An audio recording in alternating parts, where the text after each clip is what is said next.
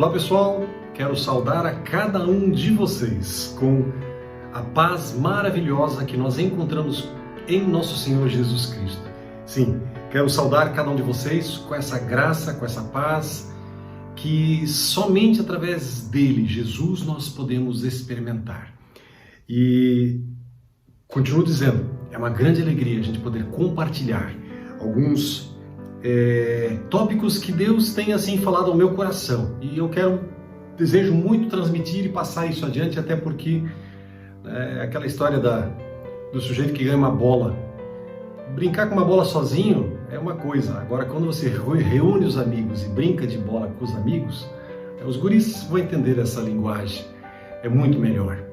Então assim quando a gente experimenta algo especial, a gente quer compartilhar também, e essa bola, que na verdade não é uma bola, mas estou aqui falando da palavra do nosso Deus, ela é algo que é bom, é gostoso, sabe? É uma alegria poder compartilhar isso, as experiências que Deus tem dado pra gente, pra mim, e poder assim distribuir um pouco disso, daquilo que Deus tão graciosamente tem derramado.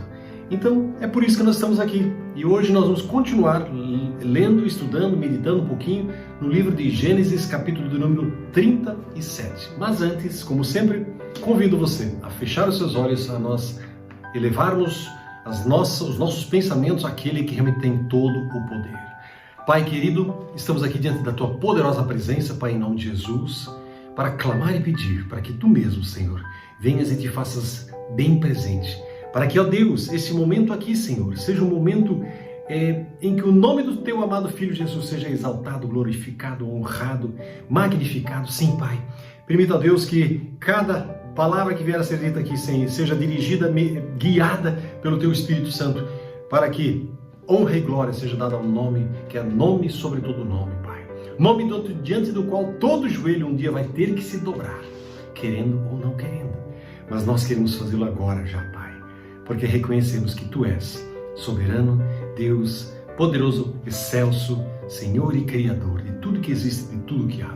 Também repreendo todo o mal e ordeno que Satanás e toda hoste perversa do mundo das trevas saia, retire-se desse momento, saia em nome do Senhor Jesus, porque eu declaro a libertação, a cura, a vitória, no nome do Senhor Jesus, sobre cada vida que está ouvindo esta palavra. E eu oro em nome de Jesus. Amém. Amém. Então, mas vamos lá, gente. Vamos proceder à leitura, né? Gênesis capítulo 37. Convido então que abram suas Bíblias e vamos ler aquilo que está escrito aqui. Aqui, na verdade, começam as experiências de José, entremeadas com algumas outras histórias, mas nós vamos ver aqui o que do 37 até praticamente o final do livro de Gênesis, nós temos aquilo que José, né, e a família dele estarão fazendo, em especial, obviamente, José. Tá? Então, vamos proceder à leitura. Convido então que leiamos Gênesis 37, versículo 1. Jacó passou a morar na terra de Canaã, onde seu pai tinha vivido como estrangeiro. Este é o relato de Jacó e sua família. Quando José tinha 17 anos, cuidava dos rebanhos de seu pai. Trabalhava com seus meio-irmãos, os filhos de Bila e Zilpa, mulheres de seu pai, e contava para seu pai algumas das coisas erradas que seus irmãos faziam. Jacó amava José mais do que a qualquer outro de seus filhos, pois José havia nascido quando Jacó era idoso. Por isso, certo dia, Jacó encomendou um presente especial para José, uma linda túnica. Os irmãos de José, por sua vez, o odiavam, pois o pai deles o amava mais do que todos os outros filhos. Não eram capazes de lhe dizer uma única palavra amigável. Certa noite, versículo 5, José teve um sonho, e quando o contou a seus irmãos, eles o odiaram ainda mais.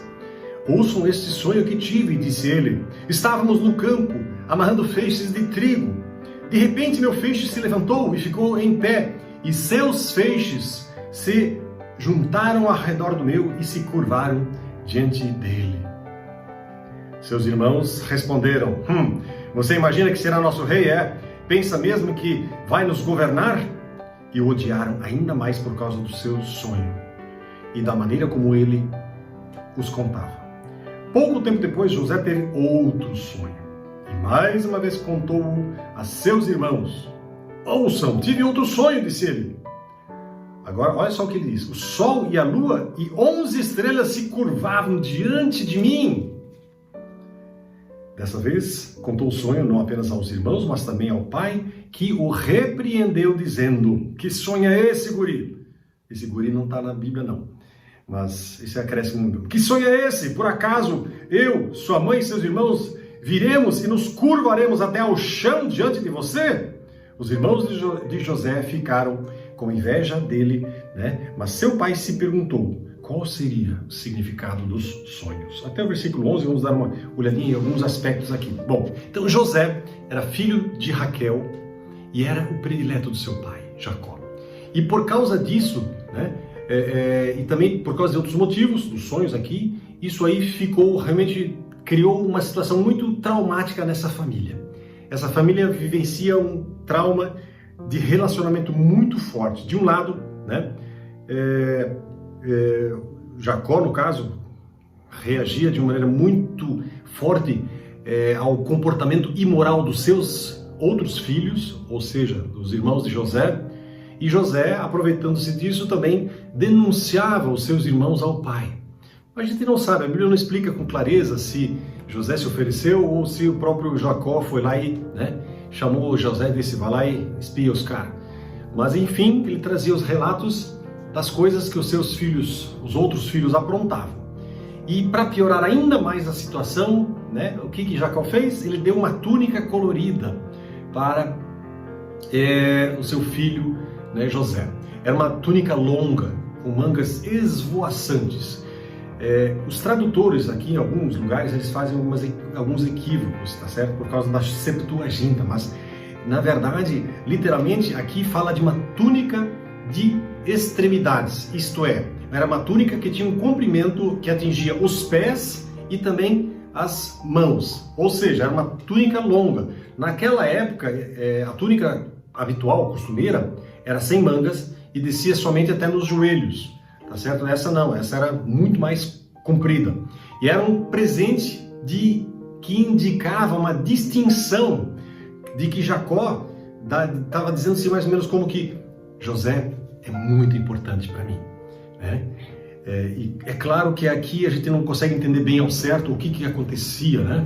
Certamente Jacó não tinha interesse de trazê-lo ou de torná-lo seu primogênito, até porque eles eram dos últimos. E aí nós temos o quê? Nós temos que Judá, na verdade, recebeu esse direito de primogenitura. Inclusive, isso está lá em Gênesis capítulo 49. E José, junto com seus filhos, estava junto naquele momento. Tá certo? Mas algumas explicações podem ser aludidas em função do fato de que José era o primogênito da sua esposa favorita, Raquel. E aí nós deduzimos também que Jacó havia escolhido José como aquele através do qual as bênçãos do Senhor iriam serem continuadas, né? E além disso, José mostrava alguns sonhos proféticos que Jacó ficava se perguntando, né? Mas será que isso vai ser real? O que está acontecendo aqui? O fato é que José sonhou, né? Como disse lá no versículo 5, sonhou, teve um sonho. E é claro que por causa disso, os filhos, outros de Jacó, os irmãos de José, ficaram muito enfurecidos, né? Ele, um gurizão novo, aí vai querer agora governar sobre a gente? Que negócio é esse? Que papo é esse, né?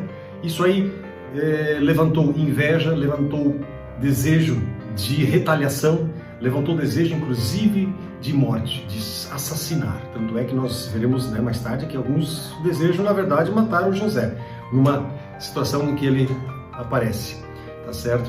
José não foi aconselhado, talvez por seus pais, pelo seu próprio pai, a se portar diante de situações como essas, porque eu imagino que Jacó, ou melhor, José, né, ou melhor, Jacó, eu imagino que Jacó ele deveria estar vendo o que José estava passando, e mesmo assim, o gurizão de 17 anos, ele vai lá e, né, faz o que faz, ou seja, mostra uma certa ingenuidade no contar os sonhos, né, e tudo mais. Então, faltou, quem sabe, um conselheiro sábio para dizer para José, olha, assim, seria legal se você fizesse. E aí, seguindo adiante, olha só o que acontece. Então, gente, amados, ali no versículo 11 diz assim: pouco depois, os irmãos de José levaram os rebanhos de seu pai para pastar junto de Siquém. Então Jacó disse a José: seus irmãos estão cuidando das ovelhas em Siquém. Apronte-se e eu o enviarei até eles. Estou pronto para ir, respondeu José. O guri sempre, disposto a fazer o que o pai mandava. Vá ver como estão seus irmãos e os rebanhos, disse Jacó, e traga-me notícias deles. Obviamente, notícias do que eles estavam aprontando. Jacó o enviou e José viajou de sua casa no vale de Hebrom até Siquém. E aí no versículo 15 diz, quando José chegou a Siquém, um homem da região notou que ele andava perdido pelos campos. O que você está procurando? Perguntou esse homem para José. Estou procurando meus irmãos, respondeu José. O senhor sabe onde eles estão cuidando dos rebanhos? Provavelmente ele falou, eles eram assim, né? O homem lhe disse, sim, eles foram embora daqui, mas eu os ouvi dizer, vamos a Dotã. Então José foi atrás de seus irmãos e os encontrou em Dotã. Alguns pequenos lembretes aqui. Os irmãos de José, eles acolheram malícia no seu coração. E é claro que decidiram se livrar de José. Eles tinham muito tempo para formular, assim, o que eles iriam fazer, porque eles estavam lá no campo junto com as ovelhas e coisa e tal. E aí então, o que diz aqui no versículo 14? Vê com os teus irmãos, Jacó dizendo para José, vai lá com os teus irmãos. Havia um motivo de preocupação por parte de Jacó por causa dos seus filhos. Por quê?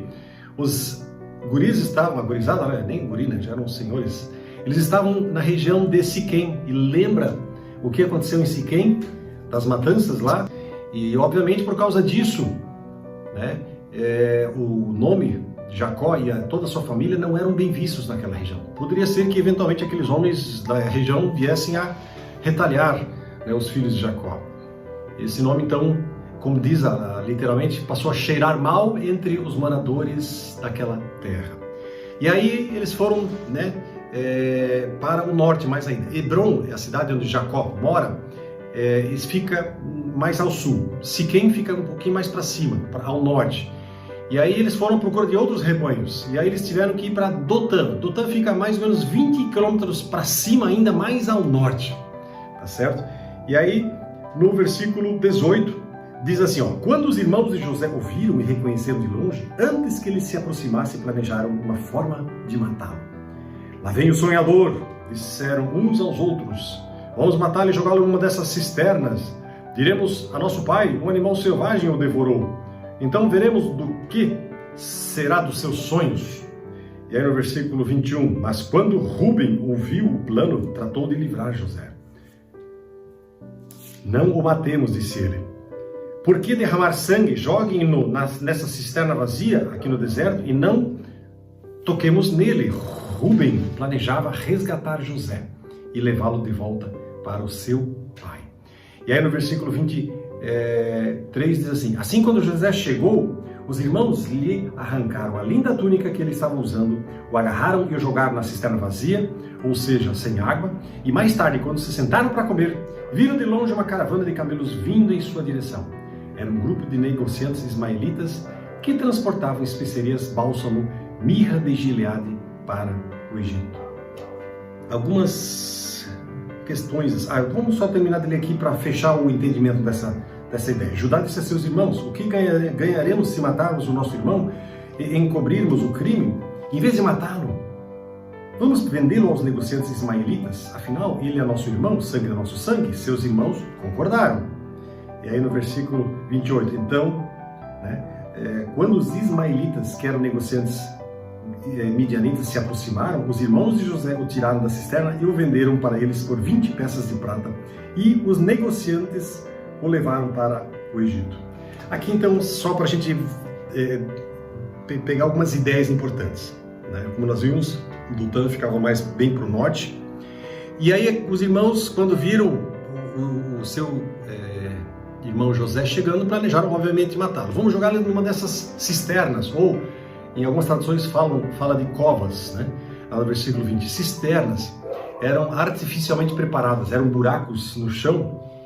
Usualmente eles consistiam de grandes perfurações na terra, com apenas uma abertura estreita em cima.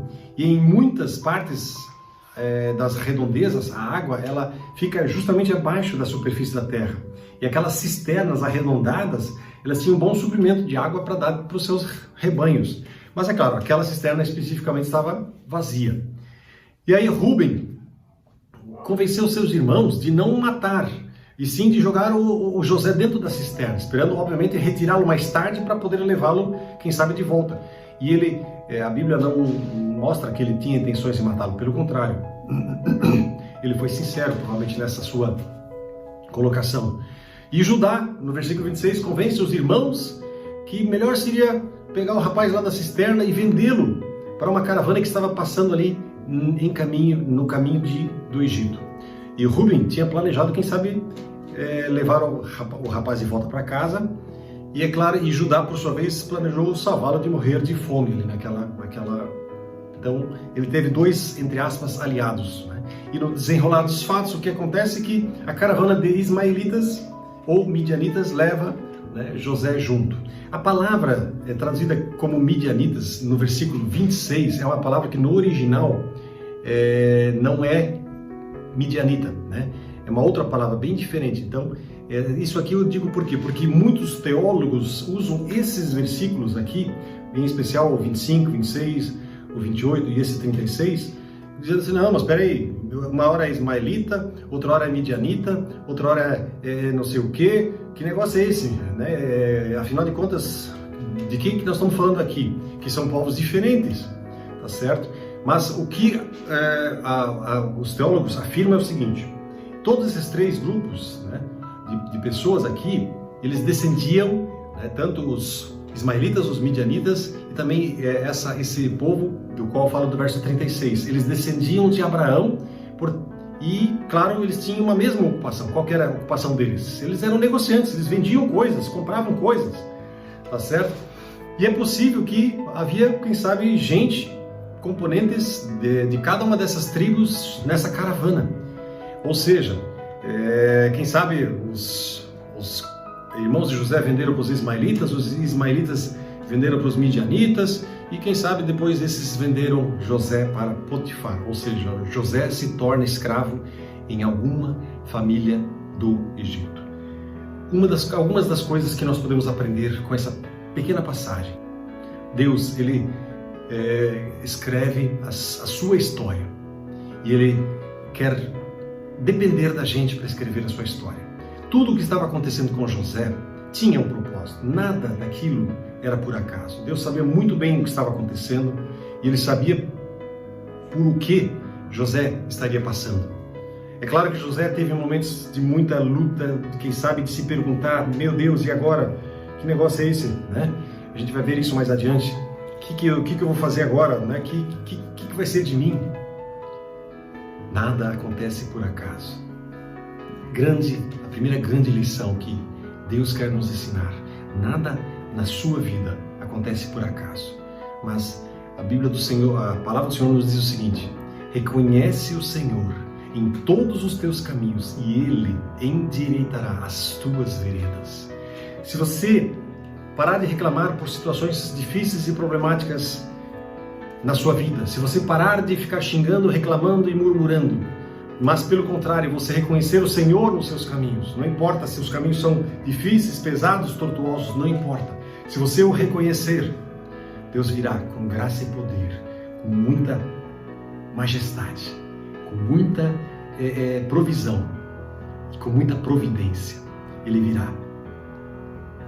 Repare que aqui no caso de José, até que José viesse a ser, colocado numa posição de destaque, foram muitos anos, foram mais de 10 anos, até que todo esse processo, depois nós veremos exatamente o tempo, alguns estudiosos falam em 15 anos ou até mais, mas veja só quanto tempo que foi a prova que José teve que passar.